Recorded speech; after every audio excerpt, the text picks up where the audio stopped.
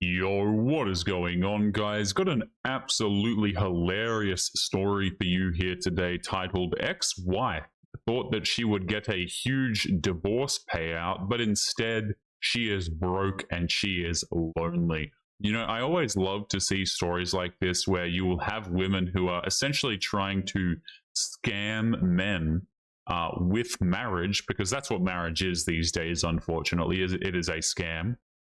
They are trying to scam these men, but then it gets turned back on them and they ruin their lives because, you know, women will do this, they'll try and pull this, but when they return to dating, you know, they'll be like 30 or something like this. So when they return to the dating market, things are not as good as they once were when they were 22, for example. So they end up screwing their own lives over. Very funny stuff. Let's jump into this story. And guys, before we do, if you have any comments, if you have seen this happen to women before, maybe your ex-wife had something similar or ex-girlfriend, make sure you drop a comment about it because that is hilarious. All right, let's jump into this story here. I, a 29-year-old dude, married my ex who's 27 when I was 25 and she was 23. Okay, so they got married pretty young by today's standards. He said, we were both ambitious. I had just started building a logistics SaaS company, and she was working as a junior interior designer. We met through some friends, hit it off quickly. She had a creative mind, a big personality, and a lot of charm. Okay. We moved fast. We engaged within a year, married the year after. Holy hell. So these guys were rushing it. Now, usually when I see stories like this where, you know, there's been a lot of rushing where, oh, we got married within a year, we did this, we did that. A lot of the times it's because the woman is pushing for it because she wants to get this stuff up and running. She wants to initiate the scam. Usually when women do this when they're like 31 because they need to have kids ASAP or they're not going to be able to, typically anyway. So moved fast. In hindsight, I was building something real and she was more into building a lifestyle. Okay. Around the time my business started showing real traction, we landed our first six-figure contract. She began shifting focus. She got deep into the Instagram aesthetic of soft life, bubble baths, brunches, candles, neutral palettes, the whole influencer light fantasy. She began dropping hints like, I can't wait until I don't have to work anymore. My dream is to be a stay-at-home dog mother with a passive income. She'd say it jokingly, but she wasn't really joking. Yeah, okay, so this woman wants this dude to essentially work for her so that she can have her passive income, and she wants to use it to live her life on Instagram and be a dog mother. Now, don't get it confused, guys. I love dogs, okay, but I just love how she expects to do absolutely nothing and still, you know, still receive the benefits of the man, essentially. There's no talk, okay, of like being a stay-at-home mother or being a good wife or something. None of that enters this. She just wants to stay at home with the dog and be a leech, essentially. He says, meanwhile, I was coding, I was selling, I was hiring and running myself into the ground to scale the company. She started resenting how much time that I spent on business, but never once offered to help or support. Her priorities became appearances, not partnership. Again, guys, like these women get so addicted to like social media.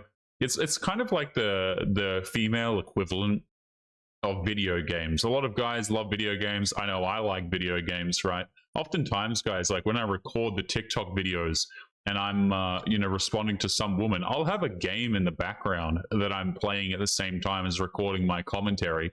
And the reason why is because I don't want the focus on the women because they're so headache inducing. Okay. Like the women are actively, you know, making me lose IQ by the minute when I listen to them. So I'll have a game up in the background. I love me some video games, okay? I swear to you, social media is like the female equivalent of males with video games. It really is. It's just insane, guys, like how much effort women will put into their social media, even if, by the way, their life looks nothing like what they're presenting online. You know, like, have you guys seen the women? They'll post on yachts and things, Do they own a yacht? No. Like, they'll be flexing cars that they can't even drive, okay, let alone afford, and be like, yeah, I'm such a queen. It's disgusting, man. They're essentially just night workers at a certain point, right? Some of the women who take it that damn far, it's crazy.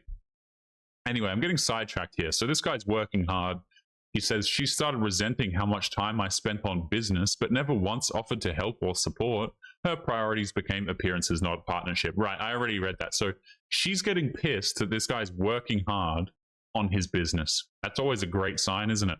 Right? You don't work on the business, the woman leaves you because you don't have enough money. You work really hard on the business, and the woman complains because you're spending too much time on business. Hilarious. As a dude, sometimes, man, you just can't win. It's funny. Then came the classic, I feel like I've outgrown this version of my life. Out of nowhere, she wanted a divorce. No counseling, no fight, just that she was done. I was blindsided emotionally, but she clearly wasn't. She thought she was about to cash out. She assumed that because we'd been married a few years and lived well, that she'd walk away with a nice slice of my business, our car, and maybe even some kind of monthly payout. Yeah, that's the passive income she was talking about getting earlier. But what she didn't know, that the business was registered under an LLC set up pre-marriage, LLC I-1, whatever that is. Not familiar with the American business setups. That he set up pre-marriage. I had a founder's trust tied to my equity, protecting most of my stake. The car was leased under the company, and we had a post-nuptial agreement, mostly her idea originally, ironically, when she thought she might be the breadwinner. She bought a lawyer who looked excited until he read the documents. That enthusiasm evaporated fast. Okay, so this dude, not only was he prepared, but she also screwed up here as well because she signed a post-nuptial. And here's the thing, guys, I'm pretty sure these stuff like this can get thrown out of court all of the time. But it's just an added layer of defense. I don't think it's reliable, but it certainly is an added layer of defense that can work and make the woman look like an idiot.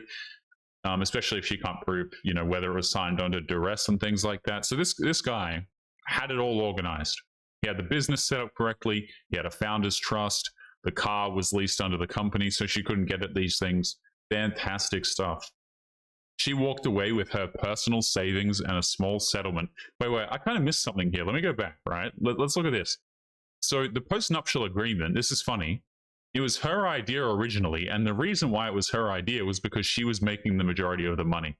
It's funny to me, guys, how women will complain about men who ask for prenups or postnups or whatever, but then when they're in the position where they are the breadwinners, or they think that they're going to be, they need them signed. And of course men don't care because men are not in the marriages. Men do not get on one knee and propose to a woman with the idea of taking money from her. Like that's just not something that crosses the grand majority of men's minds, okay? So men don't particularly care about postnups and prenups or whatever. If women want to protect their assets, that's cool. Men don't care. But it's just funny how when it goes the other way, it's her idea and she wants to get this done. I find that to be comedic. So she walked away with her personal savings, small settlement, mostly from shared checking accounts and furniture. No business equity, no spousal support, no car. She moved back in with her parents temporarily and tried becoming an interior styling consultant on TikTok. Lots of mood boards, not much money. That's great. Lots of mood boards, not much money. That I swear, that sums up so many women's their successful businesses that they try and flex, which really it's just it's like a 200 follower page and it's all her friends and everything. And to use the language here, lots of mood boards but not a lot of money. One of her posts went semi-viral for her life reset after divorce, but the content dried up when reality set in. Rent, bills, no more bottomless brunches on my dime. She's been ghosting mutual friends out of embarrassment from what I've heard. Meanwhile, I'm doing just fine. I like this guy, man. The business has doubled in revenue. He says, I'm living in a loft downtown. I started dating again. He says, I've also realized how much I let her attitude drain me. Since the split, I sleep better. I focus more and I actually feel lighter. Like I shook off dead weight I didn't even know I was carrying. Uh-oh, here we go. Check this out. About 2 months ago, she messaged me late at night. Hey, hope you're doing okay. I didn't reply. What could I say? Yeah, I'm doing great. Turns out I was carrying the whole relationship by myself. It's good, right? Because this guy didn't reply. Usually, men end up replying. You know, they say it's out of curiosity or whatever, but a lot of guys actually, what they're really looking for is some degree of closure or something. But it's good to see that this dude didn't even reply whatsoever. Hilarious story for here today, guys. Woman thought that she was going to get a lot, got nothing, became broke, and now she's lonely. Absolutely love it.